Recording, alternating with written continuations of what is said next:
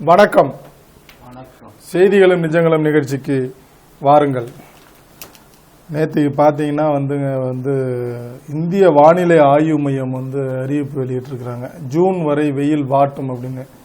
ஏற்கனவே கிட்டத்தட்ட 100 டிகிரி செல்சியஸை தாண்டி தமிழகத்தின் பிரதான நகரங்கள்லாம் 100 டிகிரியை தாண்டி வெயில் வாட்டியிருக்கிற நேரத்தில் ஜூன் வரை வெயில் வாட்டும் அப்படின்னு இந்திய வானிலை அறிவித்திருக்கிறது உள்ளபடியே நம்மளெல்லாம் வாட்டக்கூடிய விஷயமாக தான் இருக்குது. கடந்த ஆண்டை விட இந்த ஆண்டு வெப்பத்தின் தாக்கம் அதிகமா இருக்கும். வெப்ப அலைன்னு சொல்றோம் இல்லையா, அந்த மூவி இது ரொம்ப கொடுமையானதா இருக்கும் அப்படின்னு சொல்லியிருக்காங்க. அதனால இப்ப ஊர் கூட முதலமைச்சர் ஸ்டாலின் ஒரு சுற்றுரை பக்கத்துல இந்த ஒரு நாய் ஒன்று கையில் வைத்துக் கொண்டு தண்ணி ஊத்துற மாதிரி ஒரு படத்தை வெளியிட்டிருக்காங்க. முதலமைச்சர் பாணியில சொல்லணும்னா காலபைரவரை கையில வைத்துக் கொண்டு அவர் விலங்கினங்களுக்கும் ஜீவராசிகளுக்கும் இது தண்ணீர் கொடுங்க, நீர் ஊற்றுங்க அப்படின்லாம் சொல்றாரு. ஆமா, நல்ல விஷயம் தான். ஆமா, ஆமா. இருக்கிற இயற்கை வளங்கள்லாம் அழிச்சாச்சு. குளம் குட்டைகளை எல்லாம் தூரி பண்ணி மரங்களை கூட விட்டு வைக்கல. சரி, அதுங்க என்ன பண்ணும், எங்க போய் யார் வீட்டு வாசல்ல இருக்கும். ஆமா, ஏன்னா ஏரிகளை ஆக்கிரமிச்சதே என்னைக்கு அதுக்கு இயற்கையா தான். இப்ப அதுங்களே பிச்சை அந்த மாதிரி அதுங்களும் மனித தெய்வ சார்ந்து நிக்கிற மாதிரி இயற்கை சூழலை இவங்க மாற்றி அமைச்சிட்டாங்க. இந்த மாற்றி அமைச்சிட்டு இப்ப இது என்ன செய்யறதெல்லாம் செஞ்சுட்டு இன்னைக்கு அவரு சுற்றுலா பக்கத்துல பறவைகளுக்கு நீர் உணவு போடுங்க, அதுங்க இயற்கையா கிடைச்ச காய் கனி விதைகள் பழங்கள்லாம் சாப்பிட்டுட்டு அங்க இருக்கிற நீர்நிலைகளை நீரை குடிச்சிட்டு இயற்கையா வாழ்ந்துட்டு இருந்த இது இன்னைக்கு தண்ணி தேடி, சரி, இறைய தேடி இந்த வெய்ய காலத்தை அலைய வேண்டிய சூழல் அதுக்கு ஏற்பட்டிருக்குன்னா எல்லாத்தையும் காரணம் அந்த மனித குலம் தான். ஆமா, சோலையும் சொல்லுவாங்க, சோலையும் தோப்புமா கொஞ்சம் சோலைகள் கிளிகள் எல்லாம் கொஞ்சம் சோலை அப்படின்லாம் சொல்லுவாங்க. சரி, அந்த மாதிரி இருந்த தமிழகம் இன்று கனிம வள கொள்ளை, மரங்கள் அடிப்பு, சாலைகள் விரிவாக்கம், வளர்ச்சிகள் என்ற பேர்ல புராதமா 100 ஆண்டு 80 ஆண்டு கால மரங்கள்லாம் வேரோடு அப்புறப்படுத்தி அப்படி என்ன வளர்ச்சியை காண போறான்னு தெரியல. இன்னைக்கு பறவைகள் கூடு கட்டுவதற்கு இன்னும் கொஞ்ச நாள்ல இல்லாத போயிடும். அதனால செயற்கை கான்கிரீட் இதை வச்சு அதுல செயற்கை கூடுகளை அமைச்சு நகரத்துல அப்படித்தானே மாறிட்டு இருக்குது. இப்ப என்னன்னா அவங்களாவே மனிதர்கள் அது நல்ல விஷயமா இருந்தா கூட நகரத்துல வேற வழி இல்லை அப்படின்னா கூட அவர்களா ஒரு செயற்கையா ஒரு கூடு, அதாவது பறவைக்கே மறந்துடும். அதாவது ஒரு படத்துல சொல்லுவாங்கல்ல, பறவை நீ ஏன் கூண்டில் அடைக்கிற, பறவை விடு அது பறக்கட்டுமா இல்லையா அது முடிவு பண்ணிட்டோம் அப்படின்ற மாதிரி செய்யறதெல்லாம் செஞ்சுட்டு இவர் பெரிய இது இவங்க ஆட்சி காலத்துல இவங்க திராவிட கட்சிகள் ஆட்சி காலத்துல எல்லா அழிவுகளும் நடந்துகிட்டு இருக்கு. இதெல்லாம் பண்ணிட்டு கனிமங்கள இயற்கை மலைகள்லாம் வெட்டி வாரி வித்துடுவீங்க கேரளாவுக்கு. ஆனா வித்துட்டு இங்க அங்க பறவைகளுக்கு இங்க மரம் நட்டு நீங்க அப்படி சொன்னீங்கன்னா அதுக்கு தான் சட்டசபையில என்ன சொல்றாருன்னா, நீங்க இங்க இருந்து தானே அதிகமா கனிம வளங்கள் மற்ற மாநிலங்களுக்கு ஏற்றப்படுகிறது அப்படின்னு சொல்லி இது கேட்கறதுக்கு என்ன சொல்றாங்கன்னா, அதுக்கு தான் நாங்க பசுமை வரி விதிப்பு டபுளா விதிக்கிறோமே அப்படின்ற மாதிரி சொல்லி இருக்கிறாங்க அமைச்சர்கள்லாம். வரி விதிச்சா கனிம வளங்களை திருப்பி கொண்டு வந்துட முடியுமா, மலைகளை திருப்பி கொண்டு வந்துட முடியுமா அப்படிங்கறத உருவாக்கிடுவாங்களா, செயற்கை மலைகளை உருவாக்கிடுவாங்க. அருவிகளை எப்படி உருவாக்கிங்க, காடுகளை எப்படி உருவாக்கிங்க, வெறுமனா காட்சி பொருளா வேணா வைத்துக் கொள்ளலாம். தலைமுறைக்கு பிளாஸ்டிக்ல மரம் செயற்கை இதான் மலை இதான் செடி திராவிட கலாச்சாரத்துல சொல்லுவாங்க. அதுதான் இது பண்ணோம். இது மேலோட்டமா பார்த்தா பெரிய உயிர் நேயர் மாதிரிதான் இது பண்ணாலும் அந்த உயிர் நேர்மை அந்த இதுக்கான எந்த விதமான இது திட்டங்களோ இதோ இந்த திராவிட ஆட்சியில கிடையாது. இயற்கையை திருப்பி கொண்டு வருகின்ற நடவடிக்கைகளை எடுக்கவில்லை அப்படிங்கிற மாதிரி நீங்க குற்றச்சாட்டு வைக்கிறீங்க. அதுக்கு உண்டான இதுவே இருக்கிறத அழிக்காது, நீ ஒன்னும் செய்ய வேண்டாம், புதுசா எதுவும் செய்ய வேண்டாம், அப்படி இருக்கிறத விடுங்க. இருக்கிறதையாவது அழியாத பாதுகாக்கணும்ல. கேரளாவுல ஆறுகள் இல்லையா, மலைகள் இல்லையா, என்ன இல்ல கேரளாவுல? கண்டிப்பா அங்கிருந்து ஒரு ஆற்றுல இருந்து ஒரு சட்டி மணல் அள்ள முடியுமா? நீங்க வந்து ஒரு லாரி ஜண்டி உடைக்க முடியுமா? இல்ல இது பண்ணுமா? மட்டும் எப்படி இந்த கனிமத்தை அள்ளிக்கிட்டு போக முடியுது? நான் ஒரு மருத்துவ கழிவு அதையே வந்து அவங்களுக்கு விவகாரமா வந்து கொண்டு வந்து இங்க கொட்டிட்டு போறான். அதை நம்ம அனுமதிச்சுட்டு இருக்கோம். ஒரு நேரம் வந்து அதை கண்டிக்கிற மாதிரி கண்டிக்கிறோம், மறு நேரம் அப்படியே கண்டு காணாமல விட்டு போறோம் அப்படிங்கிற அதாவது செய்திகள் வெளியே வரும்போது மட்டும் வந்து விட மாட்டோம் போக மாட்டோம்னு சொல்லி வந்து இது பண்றீங்க. மறுபடியும் மருத்துவ கழிவு வருது, மறுபடியும் கொட்டப்படுது, எல்லா வேலையும் தான் நடக்குது. இப்ப கூட சமீபத்துல கூட ஒரு வாரத்துக்கு முன்னாடி வந்து கழிவுகள் கொட்டி அது வந்து சோதனை சாவடி இல்ல, லஞ்சம் நீங்க தான் கீழே இருந்து மேல வரைக்கும் லஞ்சத்தை அங்கீகரிச்சிட்டீங்க. சரி, அப்புறம் எப்படி அவங்க மட்டும் லஞ்சம் வாங்க? அவங்க இடத்துக்கு தகுந்த மாதிரி குறிப்பா எடுத்துங்க. சத்துணவுல கூட வந்து ஆரம்ப பள்ளியில தலைமை ஆசிரியர்கள் மற்றவங்க எல்லாம் ஒரு காலத்துல அப்படிதான் நல்லாதான் இருந்தாங்க. சரிங்க, இன்னைக்கு வந்து அவங்க கூட சத்துணவுல முட்டை வித்து அதை கூட காசெல்லாம் ஷேர் பண்ணிக்கிறாங்கன்னு தகவல் வெளியாகுது. தகவல் இல்லைங்க, அது நிறைய நடக்கிற இதுதாங்க. அது அப்ப வந்து எதை நோக்கி உங்க அரசாங்கம் அரசுன்றது ஒண்ணு இருக்கா? அப்பப்ப ஏதாவது ஒரு என்கவுண்டர் நடத்தி எங்க போலீஸும் வேலை செய்யுது அப்படின்னு சொல்லிக்கிறதா? இல்ல ஏற்கனவே அவன் பேர்ல பல வழக்குகள் இருக்குன்னா அவனை பிடிச்சி சிறையில் அடிச்சு முறைப்படி சட்டப்படி சட்டத்தின் முன்னாடி நிறுத்தி அவனுக்கு தண்டனை வாங்கி கொடுக்கறது நல்ல நிர்வாகமா? எப்பயாவது ஒரு தடவை எடுத்துக்கினே சீரிக்கினேன் எங்க போலீஸும் வேலை செய்யுது, எங்க கிட்டையும் போலீஸ் இருக்குன்னு காட்டிக்கிட்டு இருக்காங்க. துப்பாக்கி சூடு நடத்தி 1-2 என்கவுண்டர் நடத்தி போலீஸ் அப்படியே கடுமையான நிர்வாகம் போலீஸ் இதெல்லாம் வந்து இப்படி சொல்லிக்கதான் அது பயன்படுமே ஒழிய சட்டம் ஒழுங்கை நிலைநாட்டுவதற்கு அது எந்த வகையிலும் பயன்படாது. போதைப் பொருள் பிடிபடாத இருக்கா, போதை சட்டவிரோத செயல்கள் நடக்காத இருக்கா, பாலியல் குற்றங்கள் நடக்காத இருக்கா, ஏதாவது ஒண்ணு சொல்லுங்க. நாங்க இந்த வகையில வந்து இதை வந்து ஒழுங்குபடுத்தி இப்படி கொண்டு வந்திருக்கோம் அப்படின்னு ஏதாவது ஒரு வழியில சொல்லுங்க. எதுவுமே கிடையாது. அதெல்லாம் விட்டுட்டு அப்பப்போ உபதேசம் பண்ற மாதிரி பறவைகளுக்கு தண்ணி வைங்க, நல்ல விஷயம் தானங்க. ஏங்க அவர் வந்து இது பண்றீங்க? நல்ல விஷயம். நான் முதல்ல நல்ல விஷயம் தான் சொல்லிட்டேன். முதல்ல அது நல்ல விஷயம் தான். உண்மையிலேயே வந்து பறவைகளை எல்லாம் வந்து ஏன்னா இதான் சொல்றேன், அது நீர்நிலைகளை பூரா அழிச்சா அப்படி நீங்க சொன்னீங்க அப்படின்னா வந்து இங்க ஒருத்தருக்கு வந்து குவியும் பாராட்டு அப்படின்னு சொல்லி இப்ப இந்த பறவைகள் தண்ணி வைக்கணும் அப்படின்னு சொல்லும்போது வந்து உள்ளபடியே பாத்தீங்க அப்படின்னா வந்து கர்நாடக மாநிலம் மைசூர் மாவட்ட புறநகர் பகுதியில் வந்து அங்கே வந்து அந்த தண்ணீரின்றி தவிக்கும் அந்த பறவைகளுக்கு வந்து தண்ணீர் தினசரி தண்ணீர் வழங்கும் அந்த இளைஞர்களுக்கு பாராட்டு அப்படிங்கிறதே வந்து செய்தியாக போட்டிருக்காங்க. அதையும் இந்த நேரத்தில் நம்ம சொல்ல வேண்டியிருக்கு. ஆமா, கண்டிப்பாக. இல்ல அப்படி பார்க்க போனா கூட நீங்க முதலமைச்சர் வந்து ஒரு தனி மனிதரா வந்து ஒரு நல்ல விஷயத்தை முன்னெடுத்திருக்காங்க. என்ன அப்படின்னா அதை ஒட்டி அவங்க கட்சி நிர்வாகிகள் கட்சி உறுப்பினர்கள் அதெல்லாம் அவங்க வந்து தொடர்ந்து அதை வந்து எங்களுடைய முதலமைச்சர் சொல்லிவிட்டார், எங்களுடைய தளபதி சொல்லிவிட்டார் அப்படின்னு சொல்லி அதை ஃபாலோ பண்ணி ஊர் முழுக்க கிராமம் முழுக்க இதையெல்லாம் வந்து அவர்கள் பின்பற்றினால் நலமாக இருக்கும் அப்படிங்கறத நம்ம சொல்ல வேண்டி இருக்குது. அப்படி சொன்னீங்கன்னா அதுதான் சொல்றேன், அது நலமாக இருக்கும். உயிர்மை நேயம் வந்து நல்ல விஷயம் தான் அப்படிங்கறத நம்ம சொல்ல வேண்டியிருக்கு. நீங்க அப்படி சொன்னீங்கன்னா காவல்துறை வந்து நடவடிக்கை எடுக்கவில்லை, ஏதோ பேருக்கு எடுக்கிறாங்க அப்படின்னு சொன்னீங்கன்னா இல்லைங்க, உள்ளபடியே வந்து ஒரு சிறப்பான நடவடிக்கை எடுத்திருக்காங்க. என்ன அப்படின்னு பாத்தீங்கன்னா வந்து கடலூர் மாவட்டம் அந்த திட்டக்குடி அருகில் வந்து ராமநத்தம் பகுதியில் வந்து ஒரு கள்ள நோட்டு அடிக்கிற கும்பலை வந்து இது பண்ணியிருக்காங்க. என்ன அப்படின்னா ஏற்கனவே அந்த அந்த சுற்றுவட்டார மாவட்டங்கள்லாம் வந்து இப்பதான் கொஞ்சம் இயல்பு நிலைக்கு திரும்பி வந்து மக்கள் வந்து இயல்பு வாழ்க்கை. ஏன் அதை நம்ம அப்படி சொல்றோம் அப்படின்னா அங்க ஏற்கனவே வந்து அந்த நக்சல் அமைப்பினால் வந்து பாதிக்கப்பட்டோம் அப்படிங்கிற மாதிரிலாம் சொல்லி காவல்துறை வந்து அவங்களை வந்து தொடர்ச்சியா வந்து 90கள் வரைக்கும் கிட்டத்தட்ட வந்து அவங்களை வந்து அடக்கி ஒடுக்கி தான் அது பண்ணியிருந்தாங்க. குறிப்பா அந்த பகுதியில் இருக்கிறவங்களை அரசு வேலைக்கு எடுக்காமலும் இந்த மாதிரியான வேலைகளை தான் வந்து இருந்தது அப்படிங்கிற மாதிரி ஒரு நிலை இருந்தது. அதன் பிறகு 90 காலகட்டங்களுக்கு பிறகுதான் அவர்கள் வந்து இயல்பு வாழ்க்கைக்கு திரும்பி நம்ம இவங்க புலவர் கலைவெருமாலாம் அந்த பகுதியை சேர்ந்தவர் அப்படிங்கிறதெல்லாம் இன்னும் கூடுதலாக காவல்துறைக்கு ரொம்ப இதானதுனால ரொம்ப வந்து அவங்க வந்து ஒரு அடக்குமுறைக்கும் ஒரு கட்டுப்பாட்டுக்குள்ள தான் இருந்தாங்க. இப்ப இயல்பு வாழ்க்கைக்கு வந்திருக்க நேரத்தில் இவங்க இந்த மாதிரி வந்து கள்ள நோட்டு அடிக்கிற கும்பல் வந்து இதா இருக்குங்க. என்ன அப்படின்னா உள்ளபடியே இந்த விவகாரம் வந்து அங்க உள்ள எளிய மக்களின் வாழ்க்கையை பாதிக்கும். ஏன்னா அந்த மக்களுக்கு வந்து கள்ள நோட்டு பத்தின வந்து விழிப்புணர்வு எதுவுமே தெரியாது, நார்மலா வந்து எதுவுமே தெரியாது, குறிப்பாக வந்து படித்தவர்களுக்குமே தெரியாது. அப்படிங்கிற நேரத்தில் வந்து இவங்க இயல்பா வந்து காய்கறி சந்தையிலயோ இல்ல வந்து ஒரு மார்க்கெட்லயோ போய் வந்து இது பண்ணி மாத்தினாங்கன்னா அது வந்து அவங்க பிடித்து கள்ள நோட்டு அப்படின்னா உள்ள போய் அந்த மக்கள் தான் பாதிக்கப்படுவாங்க.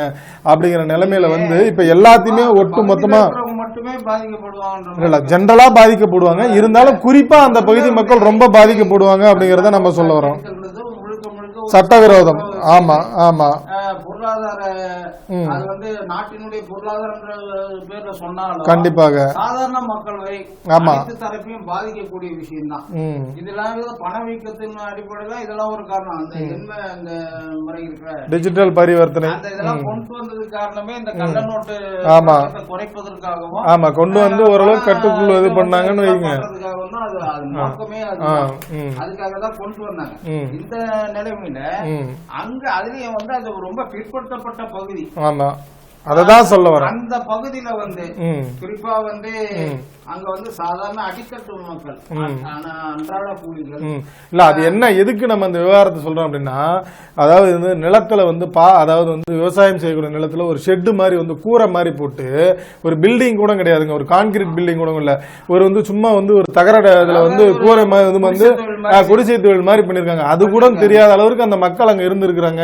என்ன நடந்திருக்கு ஏது நடந்திருக்கணும் தெரியாத அளவுக்கு இருந்திருக்காங்க. அவங்க எல்லாம் வந்து விவசாயம் அதுதான் 24 மணி நேரம் நிலத்துல ஒரு வேலை பார்த்துட்டு இருப்பாங்க. இப்ப வந்து அலுவலகங்கள வேலை செய்யறவங்க, தொழிற்சாலையில வேலை செய்யறவங்க எல்லாம் 8 மணி நேர வேலை அப்படின்ற மாதிரிதான் இருக்கு. கூடுதலா வேலை பார்த்தா அதுக்குரிய ஊதியம் அப்படிதான் போயிட்டு இருக்கு. ஆனா விவசாயிகளுக்குன்றது வேலை நேரம் எல்லாம் கிடையாது. அவங்க வந்து எந்த பருவம் அறிந்து அந்த பருவம் தான் அவங்களுக்கு முக்கியம். பருவ காலத்துல ஒரு மழை திடீர்னு மழை பெய்தாலோ விதைப்பு காலம் வந்துட்டாலோ அவங்க கிட்டத்தட்ட 24 மணி நேரம் கூட வேலை செய்வாங்க. அதே போல 24 மணி நேரம் கூட ஓய்வு எடுப்பாங்க. அவங்களுடைய சூழலை பொறுத்து 24 மணி நேரம் எப்ப வறட்சி காலம் வேலை விவசாய பணி அடுத்த பணிக்கு இடைப்பட்ட காலத்துல அவங்க ஓய்வு எடுப்பாங்க. இப்படிதான் வந்து அவங்களுடைய வாழ்க்கை முறை. அதனால அங்க என்ன நடக்குது இங்க என்ன நடக்குதுன்னு அவங்களுக்கு பாக்குறதுக்கு நேரம் கிடையாது. வேலைக்கு அவங்க ஓடிக்கிட்டு இருப்பாங்க. இதுல என்ன அப்படின்னாங்க, உள்ளபடியே வந்து என்னன்னா எங்களுக்கு ரகசிய தகவல் கிடைத்தது இல்லை வந்து நாங்கள் வந்து விசாரணை அப்படி இல்லைங்க, அது என்ன காரணம் அப்படின்னு விசாரித்தா உண்மை அந்த கள்ளநோட்டு அச்சடிக்கிறதுக்கு அந்த முனைப்பில் இருந்தவருக்கும் ஆவட்டி அப்படிங்கிற அந்த பகுதியை சேர்ந்த சங்கரனுக்கும் 300 அது சம்பந்தமான வழக்கு வந்து அங்கே ராமநாதம் காவல் நிலையத்தில் வந்து நிலுவையில் இருந்திருக்குங்க. இது தொடர்பாக விசாரிக்க தான் அந்த ஊருக்கு போயிருக்கிறாங்க. ஊருக்கு போகும்போது வந்து அவங்க அங்கே இருக்காங்க, அந்த கொள்ளைக்காட்டில் இருக்காங்க, அந்த பகுதி வழக்கில் சொல்லணும்னா கொள்ளையில் இருக்கிறாங்க, நீங்கள் பாருங்க அப்படின்னு சொன்னோன்னா அங்கே போய் பார்க்கும்போது தான் போலீஸ் வருவது தெரிந்து இவர் வந்து ஓட்டம் முடிச்சு ஓடுறாங்க, திருப்புன்னு ஓடுறாங்க. என்னடா அப்படின்னு போய் அங்கே வந்து அந்த ஷெட்டுக்குள்ளே போய் பார்க்கும்போது வந்து கள்ள நோட்டு அடிக்கிற மிஷின்லாம் பார்த்து காவல்துறை ஒரே அதிர்ச்சி. அதன் பிறகு வழக்கு பதிவு செய்து அவர்களை வந்து தேடிட்டு இருக்காங்க. இதுல என்ன அப்படின்னு பார்த்தீங்கன்னா 2 மாவட்ட பொறுப்புல இருக்கிறவருங்க, விடுதலை சிறுத்தைகள் கட்சியில வந்து மாவட்ட பொறுப்புல இருக்காங்க. உடனடியாக அவர் வந்து பதவி நீக்கம் பண்ணியிருக்கிறதையும் நம்ம பார்க்குறோம். அதே மாதிரி செல்வம் அப்படிங்கிறவரையும் வந்து தேடி கொண்டு இருக்கின்றனர் காவல்துறையினர் அப்படிங்கிறதையும் நம்ம தகவலா பார்க்குறோங்க. வக்பு மசோதாவை திருத்தமாக தாக்கல் செய்ய மத்திய அரசு தயார் நிலையில இருக்கிறதா சொல்றாங்க. அது வந்து நாடாளுமன்ற விவகாரத்துறை அமைச்சர் கிரண் ரிஜிஜு தெரிவிச்சிருக்காரு.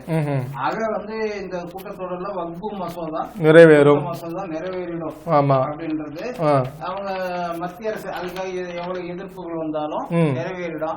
இங்க அதே வேளையில மாநிலத்துல வக்பு மசோதாவை திரும்ப பெறணும் அப்படின்னு சட்டப்பேரவையில இங்க தீர்மானம் நிறைவேற்றி.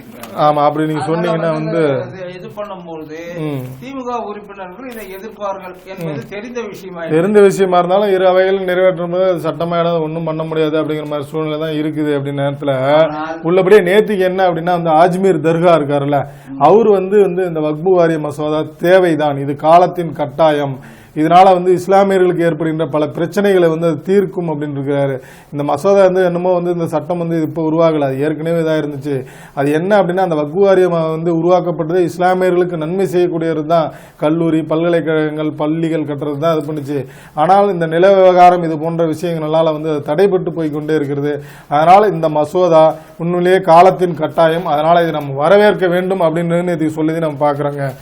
அதே நேரத்தில் வந்து என்ன அப்படின்னா இலங்கை அகதி தம்பதி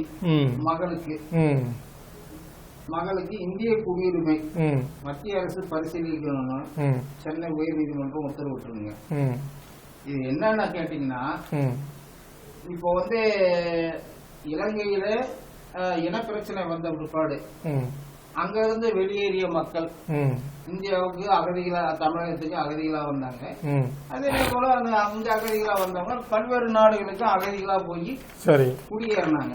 இப்ப அங்க போய் அந்த நாட்டு குடியுரிமை பெற்று அந்த நாட்டு தேர்தலில் போட்டியிட்டு நாடாளுமன்ற உறுப்பினர்களாகவும் அமைச்சராகவும் பொறுப்புக்கு வராங்க. ஆனா இந்தியாவில் என்னன்னு கேட்டீங்கன்னா, இந்தியாவில் தமிழகத்திற்கு அகதிகளாக வந்த அந்த இலங்கை தமிழ் ஈழத்தமிழ் மக்களுக்கு இன்று வரை அவர்கள் அகதிகளாதான் நீடித்துக் கொண்டிருக்கிறார்கள். அவர்களுக்கு என்று இரட்டை குடியுரிமை இந்தியா ரொம்ப நாள் கோரிக்கை வச்சிருக்காங்க. அவங்களுக்கு இரட்டை குடியுரிமை கொடுக்கணும். உள்ளபடியே இரட்டை குடியுரிமை, ஏன்னா இங்க இருந்து சென்ற மக்கள் தான் திருப்பி வந்திருக்கிறார்கள். மலையக தமிழர்களா இருக்கட்டும், அல்ல எல்லாம் இங்க இருந்து பாதி வந்து போனவர்கள், தமிழகத்தில இருந்து போனவர்களும் இருக்கிறார்கள். அதையும் நம்ம கணக்கு பண்ணணும். பேசுனீங்கன்னா இலங்கை தமிழகத்தின் ஆமா தமிழகத்தின் ஒரு பகுதி, அதை தான் சொல்றேன். அதாவது தொட்டு பாத்தீங்கன்னா சிங்களர்கள் வந்து வந்த காலம் தெளிவாகவே இருக்கு, வந்தேரிகள் அப்படிங்கிற மாதிரி தான் இருக்குது. ஆனா இலங்கை என்பது அந்த மண்ணி அந்த பிரதேசமானது தமிழகத்தை ஒட்டி ஒரு 18-20 மைலுக்குள்ள இருந்ததால தமிழர்கள் அங்க போகவும் வரவும் இது பண்ணவும் இருந்தாங்க. அங்க முதல் அங்க குடியிருந்தது போனதெல்லாம் வந்து தமிழர்கள் தான். இந்த மகாவம்சம் உள்ளே பாத்தீங்கன்னா தெரியும், அந்த அவர்கள் சிங்களர்கள் அங்க படகுல வந்த போது அங்க ஒருத்தர் மீன் பிடிச்சுக்கிட்டு இருந்தான் அப்படின்னாங்க. அந்த மீன் பிடிச்சுக்கிட்டு இருந்தோம் வேற யாரும் இல்ல, தமிழன் தான்ன்றத அவங்களே ஒத்துக்கிறாங்க. ஆக இலங்கை என்பது இந்தியாவின் ஒரு பகுதி தான், தமிழகத்தின் தொடர்ச்சி தான் இலங்கை என்பது. நிறைய இப்ப உங்களுக்கு தனுஷ்கோடி எல்லாம் வந்து புயல்ல வந்து அழிஞ்சு போச்சு இல்லையா, அதே போல தென்மதுரை, கபடாபுரம் எல்லாம் வந்து குறிப்பா வந்து பாரதிய ஜனதா கட்சியின் பேர்ல சொன்னா தொடர்ச்சி தெரிஞ்சிருக்கும். இதெல்லாம் பல பல நூற்றாண்டுகள் கடந்து வரும்போது இலங்கை தனித்து நின்று போச்சு. அதனால வந்து என்ன ஆச்சுன்னா, ஒரு மக்கள் வந்து ஒரு இன மக்கள் வந்து அங்க குடியேறின பிற்பாடு அது அந்த மக்களுடைய பிரதேசமா ஆயிடுதுன்றது அப்ப வந்து அவங்க வந்து பெரும்பான்மையா இருக்கிறதால வந்து இது பண்றாங்க. மலையக தமிழர்கள் என்பது தோட்டத்துக்கு அங்க இருந்து போனவர்கள் அதுதான் சொல்றாங்க. முன்னாடியே அங்க அரசுகள் இருந்திருக்கு. ஆமா இல்ல அதுவும் ஒரு சொல்றேன், மலையக தமிழர் இங்கிருந்து போயிருக்காங்க. ரெண்டாவது வந்து அங்க இலங்கை தமிழர்கள் இந்தியாவிற்கு ஏற்கனவே நெருங்கிய தொடர்புக்கு இங்கிருந்து தான் அவர்கள் சென்று இருக்கிறார்கள் அப்படிங்கறதையும் நம்ம சொல்ல வேண்டி இருக்குது. அதே நேரம் மலையக தமிழர் இது ஆரம்பத்துல இருந்தே இந்த வரலாற்று தவறு நடந்தது. மலையக தமிழர், பூர்வீக தமிழர் என்ற இந்த பிரிவினையே ஒரு காரணம். அங்க வந்து பின்னடைவுல தமிழர்களுக்கு இந்த பிரிவினை, ஏன்னா மலையக தமிழர்கள் இங்கிருந்து போனவங்களை வந்துதான் வச்சு அவங்க தமிழ்நாட்டில இருந்து வந்தவங்க தான் அப்படின்றத வச்சுதான் மலையக தமிழர்கள் வேறுபாட்டை இது பண்ணி அங்க ஒரு அரசியல், மலையக தமிழர்களுக்குன்னு ஒரு அரசியல் இலங்கையில நடந்துகிட்டு இருக்குது. எல்லாம் பிரித்தாலும் சரிதான். அப்படி இருக்கிற இலங்கை அகதி தம்பதி மகளுக்கு குடியுரிமை கொடுக்கிறத பற்றி மத்திய அரசு பரிசீலனை உயர்நீதிமன்றம் உத்தரவிட்டிருப்பது வரவேற்கத்தக்கதுதான். இது வந்து இந்த விஷயத்துல மத்திய அரசு தெளிவான ஒரு இரட்டை குடியுரிமை கொடுப்பதை பற்றி பரிசீலித்தால் தமிழர்கள் மகிழ்ச்சி அடைவார்கள் என்று சொல்லிக் கொண்டு, அடுத்தபடியா இந்த இதற்கு பாருங்க, அந்த இந்தியை தைரியமாக எதிர்க்கிறார்கள். தமிழ்நாட்டுக்கு மராட்டிய தலைவர் ராஜ் தாக்கரே பாராட்டு. இங்க எந்த அளவுக்கு இந்தியை எதிர்க்கிறாங்கன்னு இங்க நம்மளுக்கு தெரியும், அவங்களுக்கு என்ன தெரியும்? ஏன்னு கேட்டா இங்க எல்லாமே வந்தாச்சு வெளிச்சத்துக்கு. இந்திய ஒரு பக்கம், இந்திய எதிர்ப்பு திமுக எப்பவுமே இருந்தது கிடையாது. திமுக வந்து இந்தியை எதிர்க்குதுன்னா அரசியலுக்காக தான், உண்மையிலே அவங்க இந்தியை எதிர்க்கிறாங்கன்னா கிடையாது. இப்ப அவங்க மும்மொழி கொள்கை திட்டம் எதிர்ப்புனாக்கா அப்ப நீங்க என்ன செய்யணும்? அப்ப தமிழை கட்டாயப்பாடமாக்கணும்ல. தாய்மொழிதான் முக்கியத்துவம், தமிழை கட்டாயப்பாடமாக்கணும்.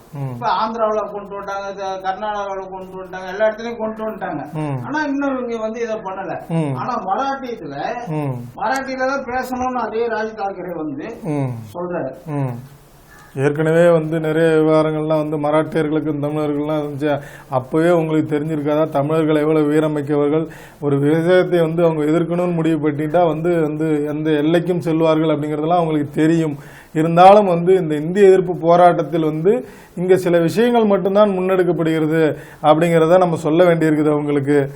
ஆமா, இந்திய எதிர்ப்பு போராட்டம் என்பது தமிழ் மொழி எதிர்ப்பு, அதாவது தமிழை இரண்டாம் மொழியாக ஆக்கும் பொழுது ஒழிய தமிழர்கள் எந்த மொழியும் எதிர்க்கல.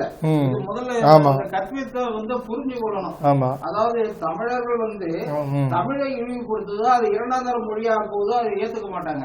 அதே நேரத்தில் மற்ற மொழியை எதிர்ப்பார்கள். குறிப்பா இந்தி எதிர்ப்பாங்க, மராட்டியத்தை எதிர்ப்பாங்க, பெங்காலி எதிர்ப்பாங்க. அப்படி என்பது தவறான விஷயம்.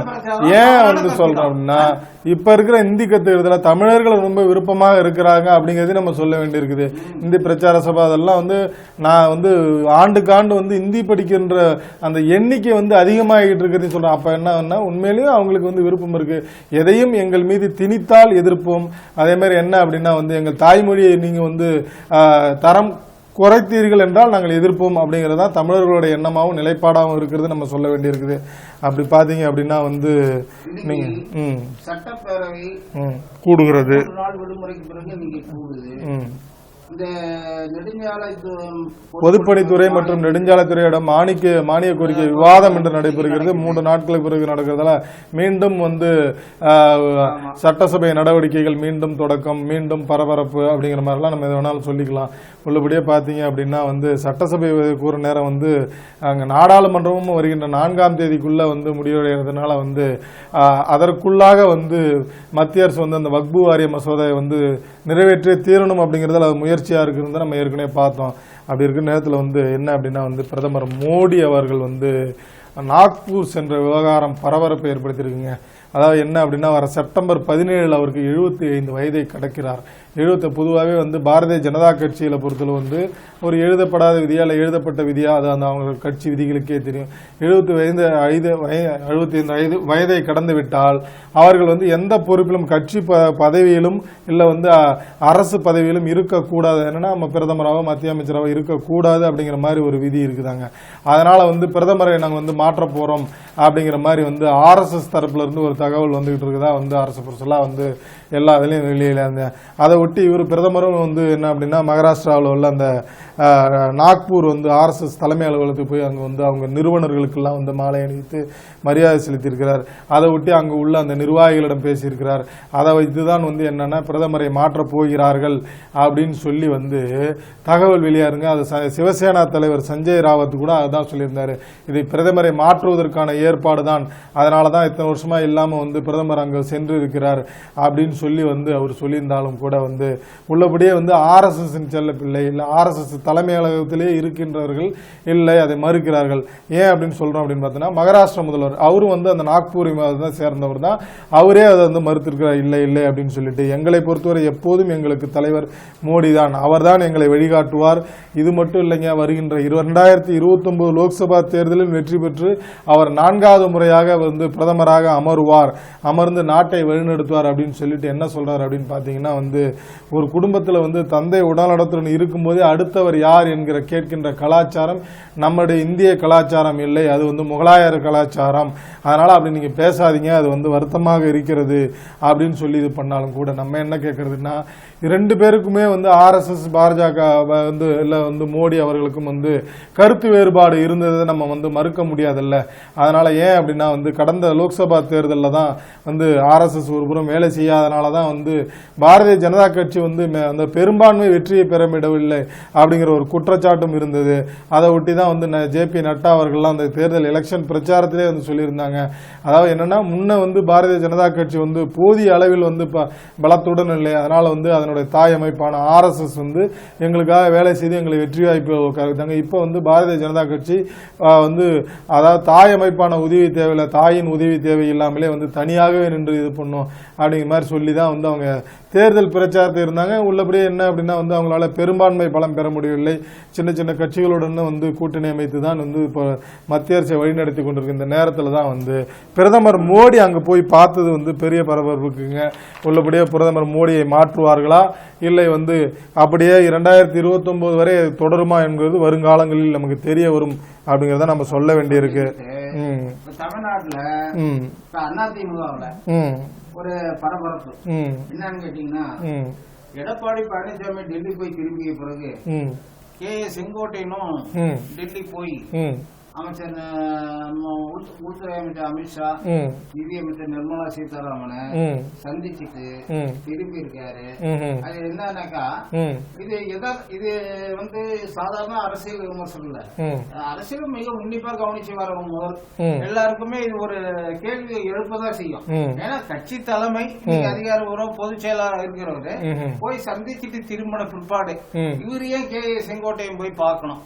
ஏன்னா இங்க ஏற்கனவே KA செங்கோட்டையன் அதிருப்தியில் இருக்காரு, தலைமை பேர்ல எடப்பாடி பழனிசாமி பேர்ல அவர் அதிருப்தியில் இருக்காரு. அதனால வேண்டி அவர் ஒதுங்குவாரு, விலகுவாரு, அப்படி எல்லாம் தகவல் பரிவிட்டு இருக்கிற நேரத்துல இப்ப இவர் போய் டெல்லி போய் சந்திச்சுட்டு திரும்பினது. ஆனா டெல்லி போறதுல தப்பு இல்ல, அவங்க சந்திச்சது தப்பு இல்ல. ஆனா முன்கூட்டியே முறைப்படி தலைமை கிட்ட கட்சி மரபுப்படி யாரா தலைமை கிட்ட அனுமதி வாங்கிக்கிட்டு போனோம். அந்த மாதிரிலாம் எதுவும் கிடையாது. அவர் தன்னிச்சையா போய் சந்திச்சுட்டு திரும்பி இருக்காரு. அப்படி திருமண பிறகு இதனிடையே வந்து செய்தித்தாள்கள்லாம் செங்கோட்டையனுக்கு ஒய்பி பாதுகாப்பு தரப்போறாங்க அப்படின்லாம் சொல்லும் பொழுது அதிமுகவை உடைப்பதற்கான முயற்சியை பாஜக தொடங்கிடுச்சா அப்படின்ற ஒரு ஐயம் மக்கள்கிட்ட எழுந்திருக்கு, குறிப்பா அதிமுக எழுந்திருக்கு. இதனிடையே வந்து எடப்பாடி பழனிசாமி முன்னாள் அமைச்சர் தங்கமணியை கூப்பிட்டாரு, ஆலோசனை பண்ணிட்டு இருக்காரு, மற்ற நிர்வாகிகளோட ஆலோசித்து வர்றாரு. ஏன்னா இது வந்து இப்ப வந்து கட்சி ரீதியா அமைப்பு ரீதியா பாத்தீங்கன்னா தங்கமணி செங்கோட்டையன் வந்து அமைப்பு விதிகளை மீறி செயல்பட்டு இருக்காரு அப்படின்றச்சு அவர் ஒழுங்கு நடவடிக்கைக்கு உள்ளாகிறார். அந்த அடிப்படையில இதுல ஏதாவது நடவடிக்கை இருக்குமா, இல்ல இத வந்து விட்டு கொடுத்து போவாங்களா, இதுதான் ஒரு சமாதானம் இதை பத்தி விவாதிப்பாங்களா அப்படிலாம் வந்து அதிமுக தொண்டர்கள் மத்தியில எழுந்திருக்கு. அதனால வந்து என்ன தேர்தலுக்கு நாள் இருந்தாலும் இப்போ வந்து இதுல இருந்து ஒரு விஷயம் தெரியுது, தமிழ்நாட்டை பொறுத்த வரைக்கும் அதிமுக கூட்டணி குறித்து பிஜேபியோட கூட்டணி வச்சுக்கிறதோ போறத பத்தி டெல்லியில உறுதியான எதுவும் முடிவு பழனிசாமி சொல்லல. அது வந்து இது மூலம் வந்து உறுதிப்படுத்தப்பட்டிருக்கு. ஏன்னா அப்படி உறுதி கொடுத்திருந்தா அவங்க KA செங்கோட்டையனுக்கு டெல்லி வர வச்சு இல்ல இவரா போனாரோ அங்க பேச வேண்டிய அவசியம் கிடையாது. அதனால வந்து இன்னும் வந்து கூட்டணி இதா வரல, பாஜகவுல வந்து ஏதாவது ஒரு முடிவுக்கு வரணும்ன்றதால இது பண்ணிக்கிட்டு இருக்காங்க. நீங்க அப்படி சொன்னீங்கன்னா நீங்க என்னதான் வந்து அவங்க நேர்ல பார்த்தாலும் வந்து இன்னமும் வந்து உறுதிப்படுத்தவில்லை அப்படின்னு வந்து பாரதிய ஜனதா கட்சி மற்றும் அதிமுக இடையே கூட்டணி இன்னும் உறுதிப்படுத்தவில்லை அப்படின்னு சொன்னா நீங்க இல்லைங்க இன்னும் வந்து ஒரு வருடம் இருக்கிறது அப்படின்னு சொல்லி அவர் அதிமுக பொதுச்செயலாளர் எடப்பாடி பழனிசாமி அவர்கள் சொல்லியிருக்கிறது ஒருவரும் வந்து இருந்தாலும் கூட உள்ளபடியே அவர்கள் வந்து பலமாக இருக்கிற அந்த கொங்கு மண்டலத்தில் வந்து அங்க உள்ள அதிமுகவினர் ஒருபுறம் மகிழ்ச்சியாகவும் மறுபுறம் வந்து பாஜகவினர் மறுபுறம் மகிழ்ச்சியாக இருக்கிறதுன்னு தான் வந்து செய்திகள் வந்துட்டு இருக்குங்க. அதில் என்ன சொல்றாங்க அப்படின்னா வந்து அவர் வந்து எடப்பாடி பழனிசாமி வந்து மறைமுகமா வந்து எதுவும் சொல்லலைன்னா கூட வந்து இங்க உள்ள நிர்வாகிகள் அனைவரும் மகிழ்ச்சியாக இருக்கின்றனர். காரணம் என்ன அப்படின்னு பாத்தீங்கன்னா அந்த கொங்கு மண்டலத்தில் வந்து அதிமுக தனித்து நின்றாலும் வெற்றி பெற்றாலும் பாரதிய ஜனதா கட்சி அங்க வந்து வலுவாக இருக்கிற காரணத்தினால் இரண்டு கட்சிகளும் இணைந்தால் அங்க முழு வெற்றி வாய்ப்பையும் பெற முடியும் அப்படிங்கறதுனால அங்க உள்ள நிர்வாகிகள் ரொம்ப மகிழ்ச்சியா இருக்கிறதா வந்து ஒரு தகவல் ஆயிட்டு இருக்குங்க. அதுக்கெல்லாம் காரணம் வந்து SP வேலுமணி அவர்கள் தான். அவருடைய திருமணத்தில், அதாவது ஒரு பையனோட திருமணத்துல தான் வந்து தனிப்பட்ட முறையில வந்து அதிமுகவினருக்கு ஒரு புறம் வந்து ஒரு வரவேற்பு விழாவும் அது மாதிரி மற்ற எல்லாருக்கும் பொதுவா எல்லாருக்கும் வந்து ஒரு வரவேற்பு நடத்தி இப்படிதான் கொஞ்சமா தான் வந்து காய் நகர்த்தி வந்து அதிமுகவை பாரதிய ஜனதா கட்சி கூட்டணியில் ஐக்கியப்படுத்தி இருக்கிறார் அப்படின்னு சொல்லி அங்க உள்ள நிர்வாகிகள் சொல்லிக்கிறாங்க, மகிழ்ச்சி அடைகிறாங்களே, அதையும் நம்ம சொல்ல வேண்டி இருக்குங்க. ஆமா, அதே நேரம் பாத்தீங்கன்னா அவங்க என்னதான் மகிழ்ச்சியா இருந்தாலும் இருந்துட்டு போகட்டும் அப்படின்னு சொல்லிட்டு அண்ணாமலை வந்து என்ன பண்ணிருக்காரு அப்படின்னா வந்து அதாவது தமிழக முதல்வர் வேட்பாளராக வந்து பழனிசாமி அறிவித்தால் வந்து கூட்டணி வெற்றிக்கு சிக்கல் அப்படின்னு சொல்லி மத்திய உள்துறை அமைச்சரிடம் வலியுறுத்தியதா ஒரு தகவல் தான் இருக்குங்க. அதற்கான பட்டியல் எல்லாத்தையும் இப்ப வந்து இதுல இந்த பின்னாடி இருக்கக்கூடிய ஒரு விஷயம் என்னன்னு கேட்டீங்கன்னா அண்ணாமலையை மாத்தணும்னு சொல்லி எடப்பாடி பழனிசாமி கோரிக்கை வைத்தார். அதான் இரண்டு பேருக்கும் உள்ள அந்த ஈகோ வேற ஒண்ணும் இல்லைங்க. கண்டிப்பாக அண்ணாமலை மாற்றப்படாத பட்சத்துல முதலமைச்சர் வேட்பாளர் யார் என்ற அந்த கேள்வி கேள்வி வரும் பொழுது அப்ப வந்து சிக்கல் வரும்.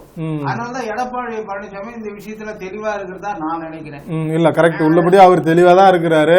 அப்படி இல்லை என்றால் பரவாயில்ல அப்படின்ற மாதிரி அவர் வந்து அண்ணாமலை ஒரு புறம் மாற்றுன்றாரு, இவர் ஒரு புறம் வந்து முதல்வர் வேட்பாளரை மாற்றுங்க அப்படின்னு சொன்னாலும் கூட வந்து அனைத்தையும் பேசி அவர்கள் தீர்த்து கொள்வார்கள் அப்படிங்கிற மாதிரி தான் நம்ம சொல்ல வேண்டியிருக்குது. எடப்பாடி பழனிசாமி உறுதியா இருக்கிறதா தகவல் கிடைச்சிருக்கு. அதிமுக தலைமையில தான் எந்த கூட்டணியா முதலமைச்சர் வேட்பாளராக எடப்பாடி பழனிசாமி தான் தொடருவார் அப்படிங்கறதா கூட்டணி அதுல உறுதியா தான் இருப்பாங்க. அதுல அந்த மாற்று கருத்துக்கள் இல்லை. இது எல்லாமே வந்து ஒரு தகவல் தான். இல்லைன்னா உள்ளபடியே வந்து அவர் தான் முதலமைச்சர் வேட்பாளராக இருப்பார், இவங்க சும்மா ஏதாவது கருத்து கணிப்பு அப்படிங்கிற மாதிரி பேர்ல சொல்லிக்கலாம். ஏன்னா வந்து 10% பேர் தான் வந்து 4ஆவது இடத்துல இருக்கிறாரு, இல்ல வந்து 20%, அப்ப மீதி இருக்கிற 80% பேர் யார் ஆதரிக்கிறாங்க அப்படிங்கிற கேள்விகள்லாம் வந்து அப்பவே வந்து அந்த சமூக ஆர்வலர்கள் வைத்தாலும் கூட வந்து உள்ளபடியே அண்ணாமலை வந்து ஒரு பட்டியலை கொடுக்கிறாராங்க. இவர் எப்படி வந்து ஏற்கனவே தென் மாவட்டங்களில் வந்து முக்கியமான வந்து சமுதாயங்களின் வாக்குகளை இழந்து விட்டார், அதற்கு காரணம் வந்து அதிமுகவில் இருந்த முக்கிய தலைவர்கள் வெளியேற்றப்பட்டதெல்லாம் ஒரு காரணம் அப்படின்னு சொல்லி வந்து ஒரு பட்டியலையும், அதேமாரி வந்து வட மாவட்டங்களில் ஒரு ஏன் இன்னும் வந்து வாக்கு வாங்கி இருக்கிறார்கள் அப்படின்னு சொல்லி வந்து ஒரு பட்டியலையும் வந்துருக்காங்க. அதுக்கு வந்து வன்னியர் உள்ளி உடிக்குது அதுதான் காரணம் அப்படின்னு சொல்லிட்டு இது பண்ணியிருக்காங்க. அதே நேரம் பார்த்தீங்கன்னா வந்து அதிமுக வந்து 2014 இருந்து அதனுடைய வாக்கு சதவீதம் எப்படி குறைஞ்சிக்கிட்டு வருது அப்படிங்கிறதையும் ஒரு இது பண்ணியிருக்கிறாங்க. ரொம்ப முழு விவரத்தையும் கொடுத்துருக்காங்க. அதே நேரம் என்ன சொல்றாங்கன்னா 2024 வந்து அதிமுக 20% தான் வாங்கியிருக்கு, தேசிய ஜனநாயக கூட்டணி பாரதிய ஜனதா கூட்டணி 18% வாங்கியிருக்குது அப்படின்லாம் சொன்னாலும் கூட ஐயா பாரதிய ஜனதா கட்சி வாங்கினதெல்லாம் உண்மைதான். அதுல கூட்டணி கட்சிகளுக்கும் பங்கு இருக்கிறது. வட மாவட்டங்களில் பாமக வந்து பலமா இருந்திருக்காங்க, அதனுடைய சதவீதமும் இருக்குது. அதே மாதிரி தென் மாவட்டங்களில் டிடிவி தினகரன், ஓபிஎஸ், மற்ற இதர கட்சிகள் எல்லாமே வந்து அவங்களுடைய வாக்கு சதவீதம் இருக்கிறதையும் நம்ம வந்து சொல்ல வேண்டி இருக்குது. பாத்தீங்கன்னா பாமக வாக்கு சதவீதம் மட்டும் இல்ல, போன தேர்தலில் பாஜக வாங்க, அதே மாதிரி பாரதிய ஜனதா கட்சி வாக்கு சதவீதம் இருக்கு. மேலாக மத்தியில் யார் ஆட்சிக்கு வருவது ஆமா அப்படின்றத வச்சும் மக்கள் வாக்களித்திருக்கிறார். பிரதமரை வந்து மோடி தான் வரணும் அப்படின்ற விரும்பினவங்களும் இருந்தாங்க. அதே போல போன எம்பி தேர்தல்ல திமுகவுக்கு வாக்களிச்சவங்க மத்தியில காங்கிரஸ் ஆட்சிக்கு வரணும் அப்படின்றதுக்காக நான் ஏற்கனவே சொல்லியிருந்தேன். மத்திய தேர்தல் வெறும் எம்பி தேர்தல் மட்டும் வரும்போது மக்களுடைய பார்வை இப்படிதான் இருக்கு. அதை வச்சுலாம் வந்து இப்ப சட்டப்பேரவை தேர்தல் நம்ம எடை போட முடியாது. 80 மக்களவை தேர்தல உதாரணம் காட்டு தமிழகத்துல காங்கிரஸ் திமுக கூட்டணி வெற்றி பெற்றது. அதே சட்டப்பேரவை தேர்தல்ல எம்ஜிஆர் தான் வெற்றி பெற்ற. அந்த 6 மாசத்துல என்ன மாற்றம் வந்தது? அதனால வந்து தேர்தல் என்பது அந்த அரசியல் சூழல் எது தேவை, வெறுப்பு இந்த அடிப்படையில் தான் எது எப்படி இருந்தாலும். நேயர்களே, இன்றைய செய்திகளும் நிஜங்களும் நிகழ்ச்சியில் நிறைய செய்திகளை பார்த்தோம். மீண்டும் நாளை சந்திப்போம். அதுவரை நன்றி, வணக்கம். நன்றி, வணக்கம்.